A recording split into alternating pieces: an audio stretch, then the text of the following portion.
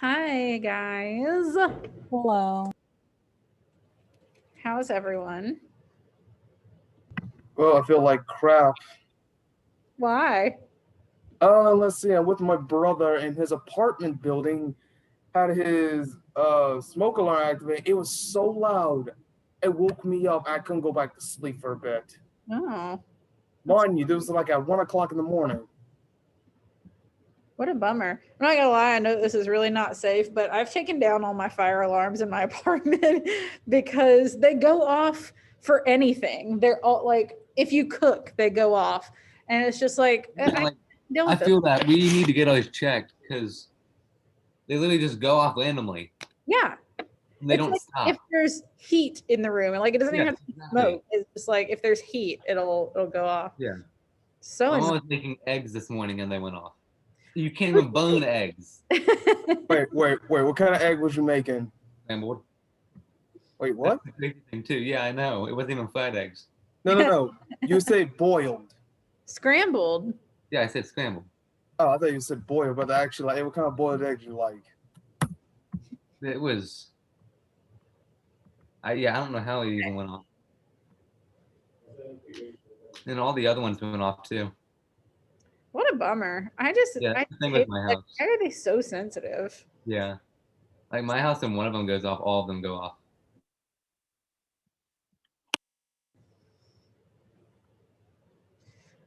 Let's see. The only person we're missing is Cade. He sometimes shows up a minute late. Alyssa and Alexis are both here. They're just in the bathroom cleaning their piercings. Okay. We'll mark him absent, and then if he shows up, we will deal with it and change his stuff. Okay. One thing that no, this is, I almost said the wrong thing. I almost said something for my other class. Sometimes it's very confusing teaching American Lit and British Lit because you have all these eras and you think that you're on the same one and you're not, and they're not always the same anyway. Like England doesn't have a Puritan era. Of course they don't. They do have the Puritan Revolution. Okay, let me look at our schedule for today and tomorrow. Okay, so we're going to read chapter 3 today, and that's our one order of business because tomorrow we're going to do whatever version of a Socratic circle we can do, being all virtual. So that should be fun. You guys like and are good at discussion, so that shouldn't be too complicated. I'm going to plug this in just a second. Do you have a tissue? I don't. I just ran out. I do have paper towels. Yes. But I don't have tissue. I will take anything. Yes. It is not going away. No. You're welcome. I need an agua while I'm here. I'm going to show you guys a cool trick I learned earlier. Once I get this plugged in.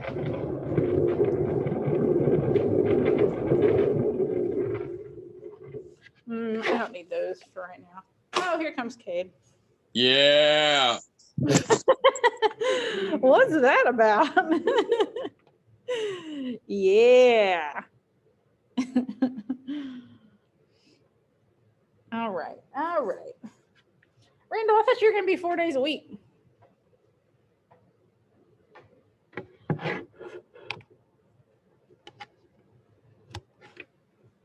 Yeah, I was supposed to be in today. Oh, you just didn't.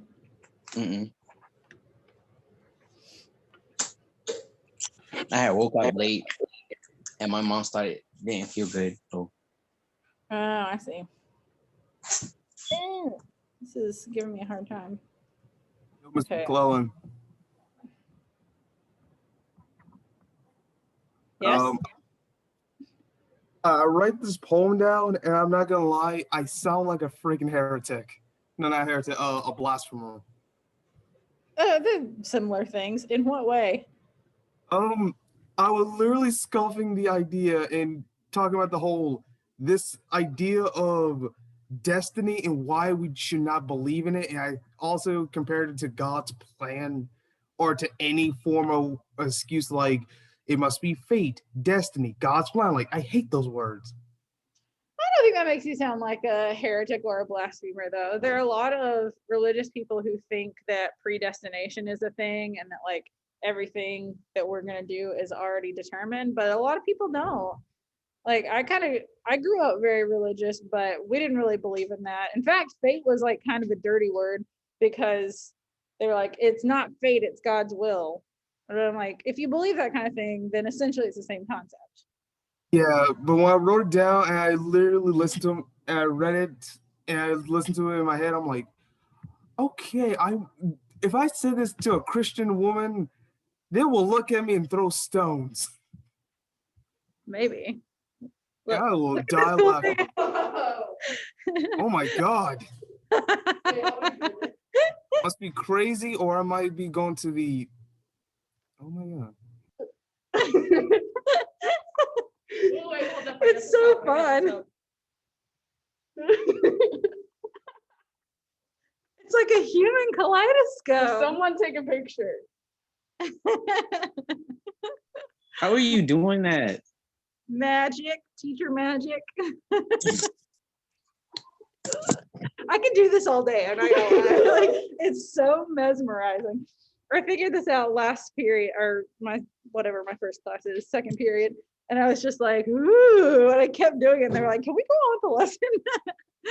Like, it's so fun. Go on with the lesson. I am going to, but once I share my screen, it's gonna go away. But also it's weird because like I can tell that some of them are mirrored, but then they're mirrors of each other. It's like my parts on the different side. So weird. So when you go back, it's like do your hands really fast across it. Ah! That's so fun. It's like I'm doing the wave all on my own. That's fun. It takes so little to amuse me. All right. We're gonna read. Do I have it open? I don't. One moment. You should Google it. I'm also, I should have asked if my jewelry had nickel in it. I'm allergic to nickel. Most piercing grade is not gonna have nickel in it. It's usually like surgical steel. Yeah, I know. If it ain't, I will have an issue. However, All right, we're gonna read chapter 3, and I think we should get through all of it. I mentioned while you guys were in the little girls' room that tomorrow we're gonna do like some version of a Socratic circle, however we can do that, about the first 3 chapters plus prologue. So let me. You see how slow I popped up there? It's so fun. He was here a minute ago. I don't know what happened to him. He's tried to join. Phones. What happened to you? I switched phones. Oh, I see. Yeah.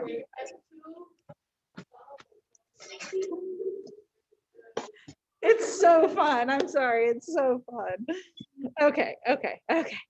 Let's share my screen so that we can do some reading today. And would anyone like to read? I do.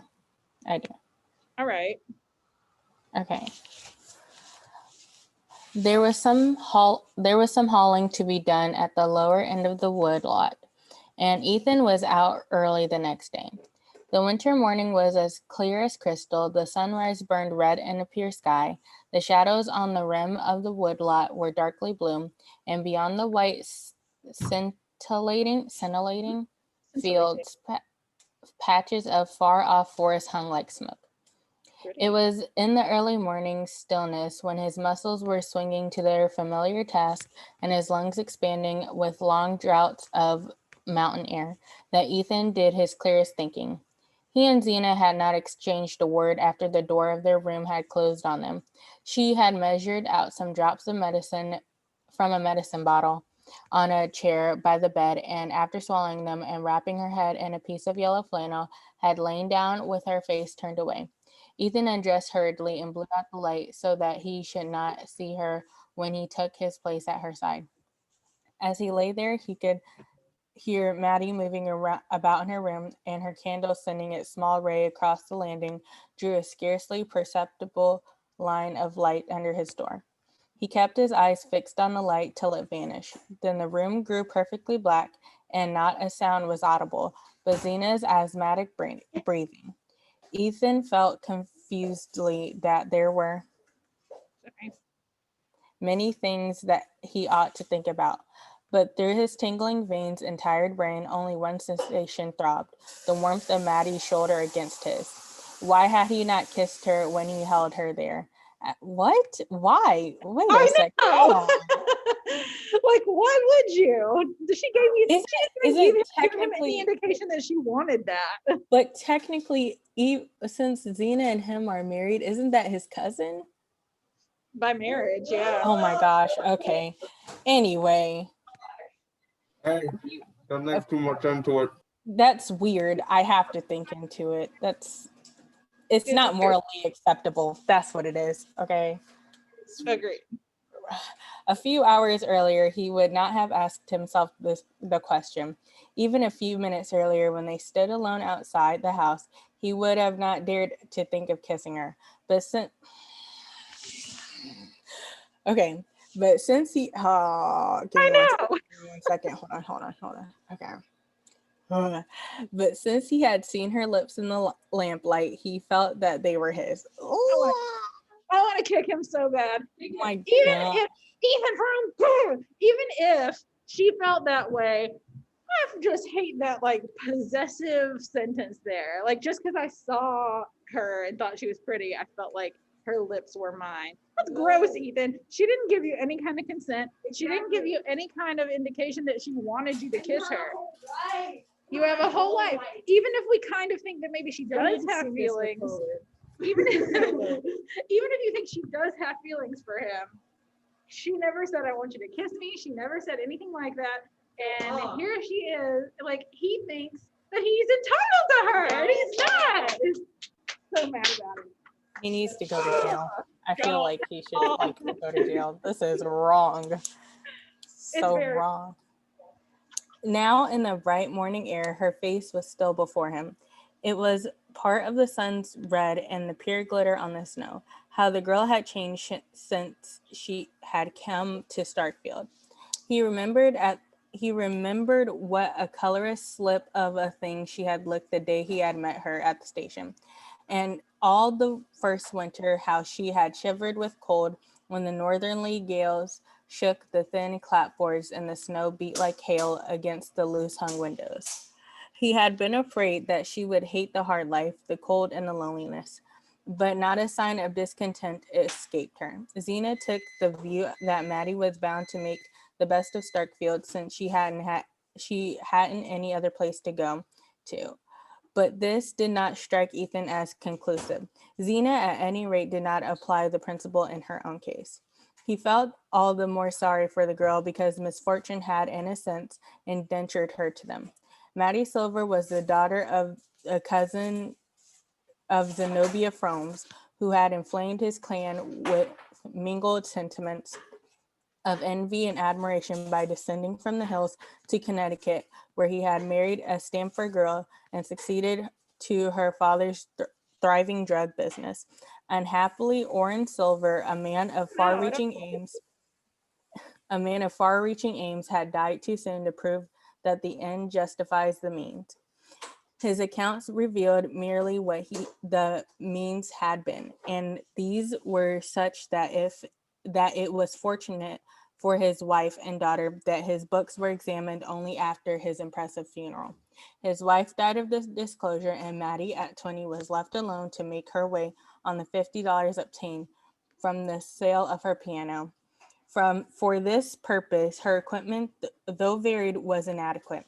She could trim a hat, make molasses candy, recite curfew shall not ring tonight, and play the lost chord and a potpourri from Carmen. When she tried to extend the field of her activities in the direction of stenography and bookkeeping, her health broke down, and 6 months on her feet behind the counter of a department store did not tend to restore it. Okay, so I am a little bit unclear why it's drug business. Like, we don't know exactly what the business is, but it could be. It just like I don't ever remember even seeing, like, noticing that before, but clearly it was something that like was not super legit, because he says that like he was thinking that the end justified the means. Like, it would be fine to do whatever you need to do to get rich, but it didn't work out, and he had like all this debt and everything, so he left his family in debt. Maddie, as we know, can't do a whole lot. She's not like super skilled. She's not even very good at like tending house and taking care of Xena. But she can do like these few things, and that's why she's kind of indentured was the word they used to their cousin. I did forget also, though, this doesn't make it any better, but it's not his wife's first cousin. Maddie's not his wife's first cousin. She's her second cousin. And I do feel like that's definitely like less of a strong relation, especially if you're, if you're like, oh, I can't be with her, she's my wife's second cousin. It's like, it's not great, but it doesn't freak me out as much. Okay, let me put this in your head. That's what I have. They're not related by blood. Than the cousin thing. What'd you say, Miss McClellan? Do you know they're not related by blood? Mm-hmm. Yes. They're related by marriage, so it's not bad. It's still bad, but it's not as bad as you think. Right. I definitely have more of an issue in Connecticut. It says you can legally marry your second cousin. So if he wanted to pursue this, okay, ill, but he could technically do it, and there should be no problem. I mean, they would get dirty looks, but there should be no problem. And they'll just be regular people. They're just cousin by marriage. Get a divorce. It's still like, they're not morally wrong. I know it's not illegal, but it's a little bit weird. Like, if you think about, oh, you guys didn't read Hamlet, you will next year. Like, if there's a couple who's married and the man dies and then she marries his brother, there's nothing legally wrong with that, but it's a little bit like, that's weird that she did that. Hold up. I don't see that wrong. I'm like, oh, okay, go ahead. It does? Yeah, her lover like dies in war. And that's right. Not married. That's right. I forgot about that. Like the guy's brother comes in and is like, hey, like, since I can take care of you. Since he defiled you before marriage and left you without it, and said like, that he wanted to come back and support you, like, I want to come back and support you. Yeah, he felt like a familial obligation to her. Hold on. Am I the only one who just doesn't see a problem with this? Yes. Okay, thanks. Because, okay, if her husband dies, she married her brother, okay, what's wrong with that? That's not the same thing, LeBron. Legally wrong with it, but it's kind of like, it's morally wrong. It's wrong in the eyes of people. By what standard is that morally wrong? Like every standard, LeBron. Weird. Well, I'm sorry, I don't see it. So what Alexis was just talking about was a show, Bridgerton. You've probably at least heard of it if you haven't watched it, where like my mom's watched it. She said it was really good. This is like Victorian era England, not Victorian, like Elizabethan, I guess. No, it's the Try Guys did a video on it. I can't remember. That's the word I'm looking for. No, that's not it. Hold on, I got that. Is like Regency era. Yeah, Regency. Yes, that's the word I was looking for.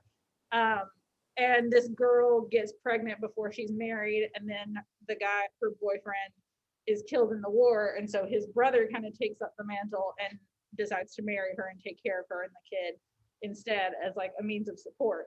And like, that's one thing. Those people didn't love each other.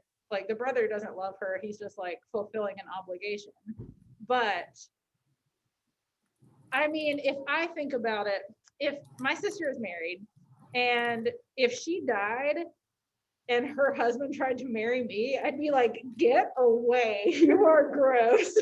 Yeah, You because are my that was your brother. Like that was your brother at one point in time. Not like blood brother, but like it was your brother. That's Again, I do not see nothing wrong with that. Again. Do you have well, any siblings and are they married? Nope. LeBron, I'm trying to remember the fact that you said it was okay for you to cheat on your wife if you were in a different country. That's what I'm taking account into my brain. But listen, She told me first. I can cheat on her back. No bar. no, this is wrong. No, Again, I still don't see what's wrong with that. all right, you know what? There is no Yikes. fixing this because this is just a weird conveation.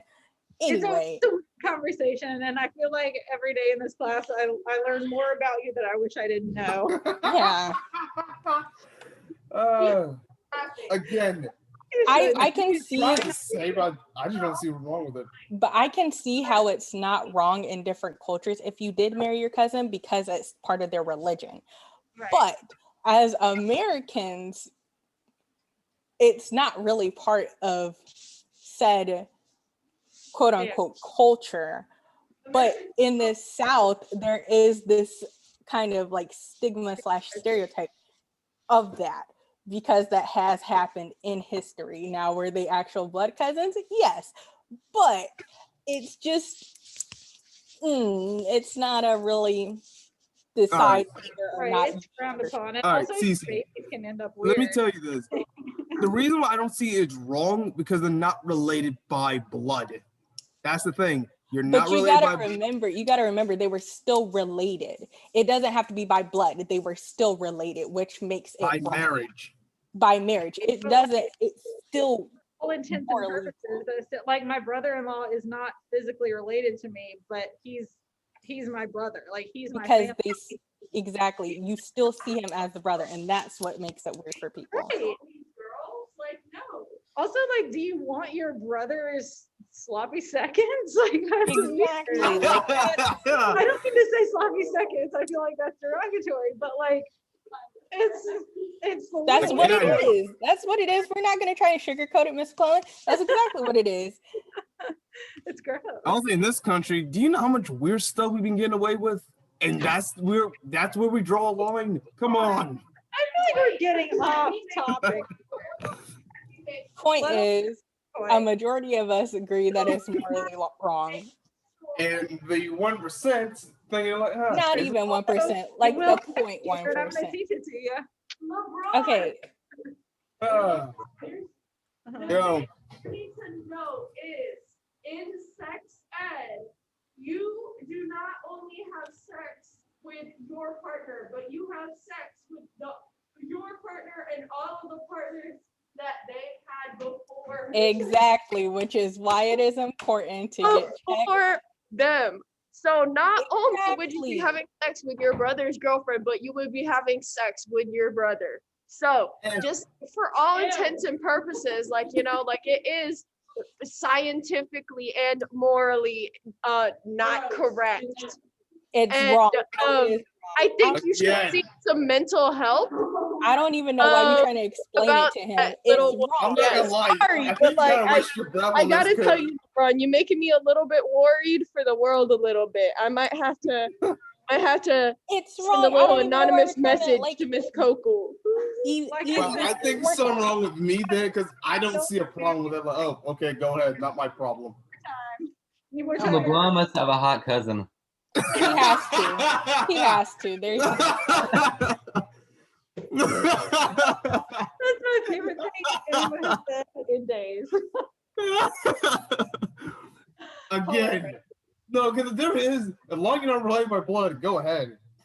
I thought he was about to be like, but my cousin really is hot. I thought he was gonna say that too.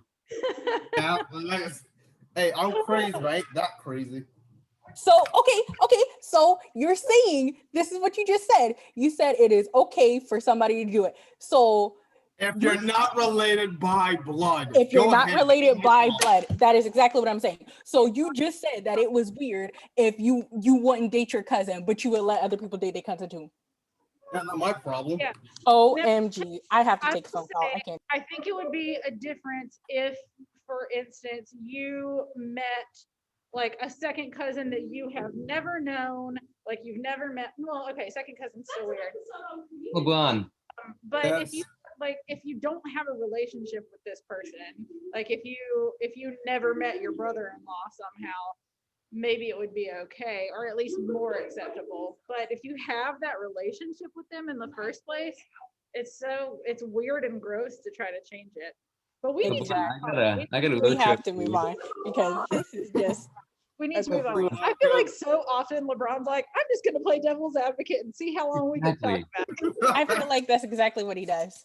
Yeah. LeBron, Yeah, I I do need that you devil's to call. advocate. That's just actually me. I'm like, okay, I don't see the problem. Go ahead. No, we do a lot of weird stuff in this country. Go ahead. LeBron, I Anyway, need you to get in the car, drive through Oregon, and there's a state called Alabama that will accept you. Why is James on fire today? Brother, I'll be dead in a heartbeat. Yeah. Don't They'll forget, accept you, I'm though. black. I can't go down to Alabama. that don't mean you can't do what you want to do in Alabama. Yeah, You got a short exactly. period of time. Let's do You it. can take your Also, cousin not my too. style. You can go to Alabama and everything will be all right. You can Oh take my your cousin God. too. All right, let's continue reading. Her nearest relations had been induced to place their savings in her father's hands, and though after his death they ungrudgingly acquitted themselves of the Christian duty of returning good for evil by giving his daughter all the advice at their disposal, they could hardly be expected to supplement it by material aid. But when Zenobia's doctor recommended her looking about for someone to help her with the housework, the clan instantly saw the chance of exacting a compensation from Maddie. Zenobia, though doubtful of the girl's efficiency, was tempted by the freedom to find fault without much risk of losing her, and so Maddie came to Starkfield. Zenobia's fault finding was of the silent kind, but not the less penetrating for that.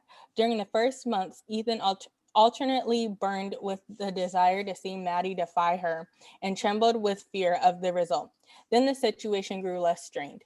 The pure air and the long summer hours in the open gave back life and elasticity to Maddie and Xena. With more leisure to devote to her complex ailments, grew less watchful of the girl's omissions, so that Ethan, struggling on under the burden of his barren farm and failing sawmill, could at least imagine that peace reigned in his house. There was really even now no tangible evidence to the contrary, but since the previous night, a vague dread had hung on his skyline. It was formed of Xena's obstinate silence, of Maddie's sudden look of warning, of the memory of just fleeting, imperceptible signs, as those which told him on certain stainless mornings that before night there would be rain. That was the longest way to say there would probably be rain. Oh my gosh. His dread was so strong that, man-like, he sought to postpone certainty.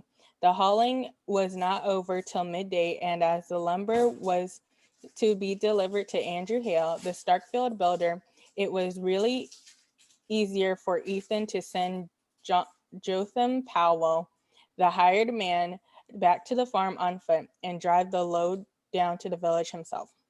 He had scrambled up on the logs and was sitting astride of them, close over his shaggy grays, when coming between him and their streaming necks, he had a vision of the warning look that Maddie had given him the night before. If there's going to be any trouble, I want to be there, was his vague reflection as he threw to Jotham the unexpected order to unhitch the team and lead them back to the barn.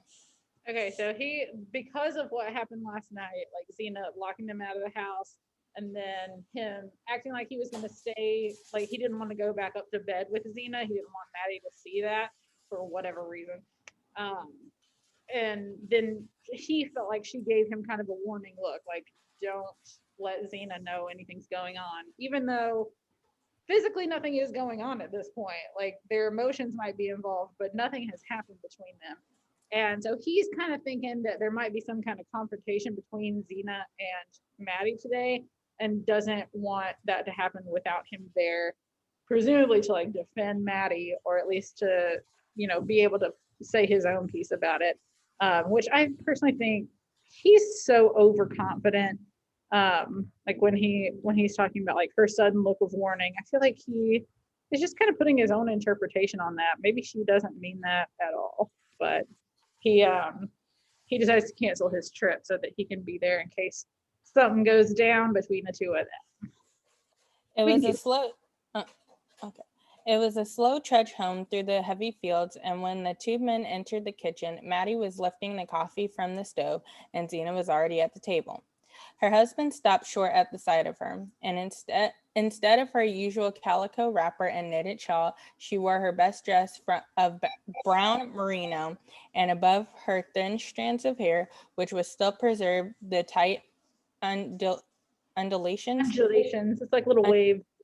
Undulations of the crimping pins, rose a hard perpendicular bonnet, as to which Ethan's clearest notion was that he had to pay $5 for it at the Bettsbridge Emporium. On the floor beside her stood his old valise. A small valise is like a small suitcase. Stood his old valise in a bandbox wrapped in newspapers. "Why, where are you going, Xena?" he exclaimed. I've got my shooting pain so bad that I'm going over to Bettsbridge to spend a night with Aunt Martha Pierce and see that new doctor," she answered in a matter-of-fact tone, as if she had said she was going into the storeroom to take a look at the preserves, or up to the attic to go over the blankets. In spite of her sedentary habits, such abrupt decisions were not without precedent in Xena's history. Twice or thrice before, she had suddenly packed Ethan's valise and started off to Bettsbridge or even Springfield to seek advice of some new doctor, and her husband had grown to dread these expeditions because of their cost. Xena always came back laden with expensive remedies, and her last visit to Springfield had commemorated by her paying $20 for an electric battery, of which she had never been able to learn the use. But for the moment, his sense of relief was so great as to preclude all other feelings. He had now no doubt that Xena had spoken the truth in saying the night before that she had sat up because she felt too mean to sleep. Her abrupt resolve to seek medical advice showed that, as usual, she was wholly absorbed in her health. As if expecting a protest, she continued plaintively, "If you're too busy with the hauling, I presume you can let Jotham Powell drive me over with the sorrel in time to catch the train at the flats." Her husband hardly heard what she was saying. During the winter months, there was no stage between Starkfield and Bettsbridge, and the trains which stopped at Corbury Flats were slow and infrequent. A rapid calculation showed Ethan that Xena could not be back at the farm before the following evening. So where is she going, or why? She's going to someplace. Bettsbridge to get medicine or a checkup from a new doctor. Yeah, get a new doctor. She's so absorbed in her health. She's probably a bit of a hypochondriac, but it does seem like she's not super well. Like, she seems very frail, not in spirit maybe, but in body. And so obviously if she's going to be gone for like a day and a half, the two of them are going to be home alone. And I think he's probably got some expectations. Oh my God, this is like a high schooler's. Dang it, I had a joke for this. It's like someone wrote a high school play about this. You know what? That sounds like every early 2000s movie. You know what it sounds like? Oh, wait. No, it doesn't. That's not what happened. I was going to say it was like Scream, but that's not what happened in that movie. Scream's more parody of horror. This is like a freaking Twilight. It's like, oh my God. Oh, the one with Marlon Wayans and Queen Latifah, the parody movies of the horror movies. I cannot remember. A scary movie? Yeah, scary movie. That's exactly what this seems like. Yeah, kind of any like teen comedy or drama where people are like, well, my parents aren't going to be home. We have the house all to ourselves. It's Man, you can't do that in the black neighborhood. people. They should be able to, she should be able to leave and go to the doctor without him fooling around on her.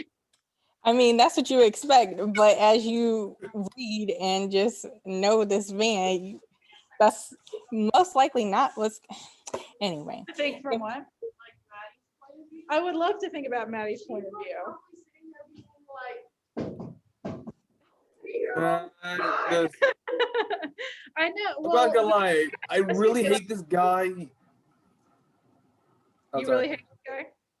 I really hate this guy. Like, dude, you have a whole woman that is loyal to you. Do you know how many guys will love that?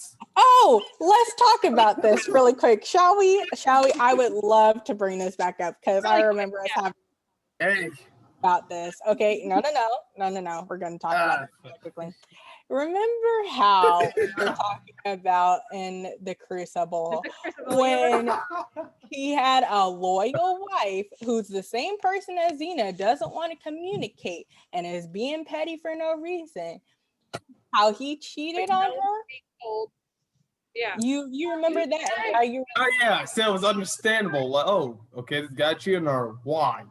Not like a blind reason. Okay, so let's bring that back because I don't think that's here. It's gonna bring that on my face. Yeah, that's not what you said. Okay because he had a reason. You said it was okay for him to cheat on her because she was being cold and distant.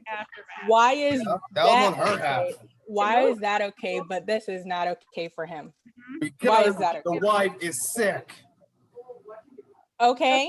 Before we keep going, Alexis brought up the point, like, can we look at this from Maddie's point of view for a minute? And this is kind of why I asked yesterday or whatever day that was. Do you guys think that she actually has feelings for him? Is she going to be excited to be alone with him? And like most of you guys said, you thought she did have feelings for him, but and maybe she does. We'll find that out, I think, next chapter. But for the record, I don't feel like she's really done very much to encourage him. Like, despite what she might feel, the most she's done to him is take his arm as they walk home. Like, that's not enough to be like. But also, it's because she was giving him attention that he didn't necessarily have beforehand. Not saying that she was doing it on purpose, because that's not what was happening. And but this is still a problem in our world because exactly. Oh my God, Miss McClellan, yes. Didn't take it as being interested. Exactly. Sometimes it's like, no, actually, it's a job. You want to know something so funny? Yes. I was talking to a kid that goes to school here that like I used to kind of be in a relationship with. And I told him, I was like, yo, like, I'm kind of sorry. Like, I just kind of like flat out ghosted you. That was kind of rude. And he was like, oh, like, I'm not even trying to get at you like that. And I was like, I was just trying to say, I'm just being nice. Exactly. Like, and that's the problem with all of this. Being like, oh, like, you know, like, take me on a date. Like, right. What? People take it too far sometimes. I remember when I worked at Starbucks, I'd get asked out in the drive-thru. And I'm like, what are you, like, I'm being nice to you because it's my job. I had a guy wait for me outside or like ask if he could wait for me outside the building while I closed. And I was like, no. Like, the most I did to him was remember his name. And I guess he took that as a declaration of love. But like, you can't be nice to people sometimes because they just take it too far. They think it means something other than it does. And that's kind of because she gave him that attention. That's why he feels like that. But also it's because she was like really interested. Like, she seemed interested, even though she had no intentions behind it. She seemed interested in him. If we go back and we like look at what he was saying and how she had eyes of wonder when he was explaining stuff to her and everything. like I said before, it could be like a little kid crush on him, but Yeah. it's nothing serious. Yeah. Now, does She she? has Probably not not. told him. She hasn't been like, we should cheat on your wife. Like, she's given him no indication. Yeah, that she not at wants all. to, like, be in a relationship with Also, him. like, That's her cousin. She probably the funny thing is last night he thinks that maybe like she gave her a warning look. Yeah. To his wife about this. But the funny thing is she was probably looking at him being like, hey, Like, what's what are you wrong with your doing? wife? Yeah, exactly. Like, that's his interpretation. Maybe she didn't mean it as a warning. All right, Yeah. we got like 10 minutes left, so let's try to finish this up. We have like a column and a half left. If I suppose you'd made if I suppose you'd made any objection to Jonathan Powell's driving me over, she began again, as though his silence had implied refusal. On the brink of departure, she was always seized with a flux of words. All I know is, she continued, I can't go on the way I am much longer. The pains are clear way down to my ankles now, and I'd walk into Starkfield on my own feet sooner and you put out sooner than put you out, and asked Michael Eady to let me ride over on his wagon to the flats when he sends to meet the train that brings his groceries. I'd had 2 hours to wait in the station, but I'd sooner done it even with this cold than to have you sing. Of course, Jotham will drive you over. Ethan roused himself to an answer. He became suddenly conscious that he was looking at Maddie while Zena talked to him, and with an effort, he turned his eyes to his wife. She sat opposite the window, and the pale light reflected from the banks of snow made her face look more than usually drawn and bloodless, sharpened the 3 parallel creases between ear and cheek, and drew querulous lines from her thin nose to the corners of her mouth. Though she was but 7 years her husband's senior, and he was only 28, she was already an old woman. Wow, that's a little rude. She's Okay. only 35. Why is he like going into detail about how like he thinks She's so ugly. He's wow. like, ew, your wrinkles. Ethan tried to say something befitting the occasion, but there was only one thought in his mind. The fact that for the first time since Maddie had come to live with them, Zena was to be away for a night. He wondered if the girl were thinking of it too. It seems like we just talked about this. Probably Right. not, but He knew that Zena must be wondering why he did not offer to drive her to the flats and let Jotham Powell take the lumber to Starkfield. And at first he could not think of the pretext for not doing so. Then he said, I'd take you over myself, only I've got to collect the cash for the lumber.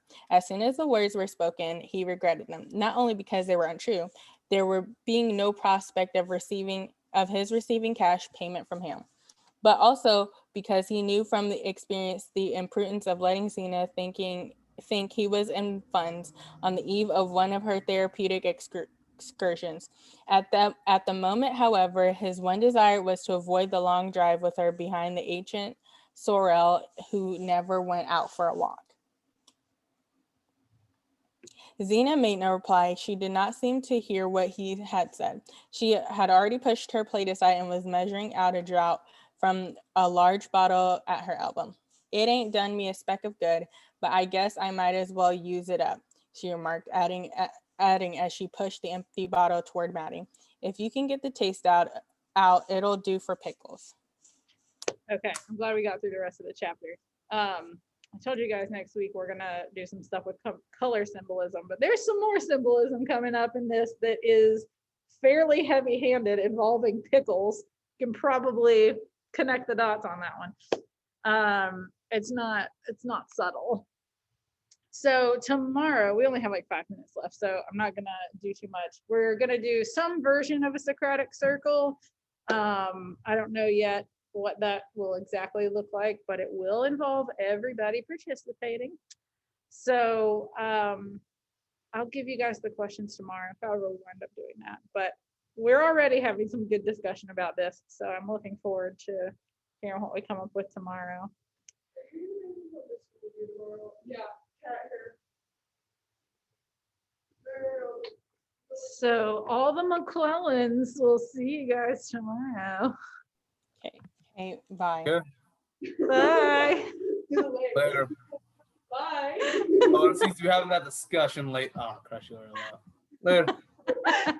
I hate this. We're mature. Yep, I'm an adult. Wait, come and do it on the other side of this. Like this? Yeah, like right here.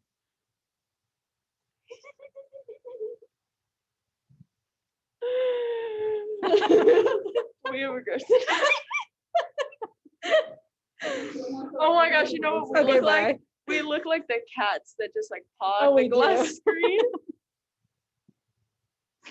It's so fun. You saying you were gonna end the Zoom? I know.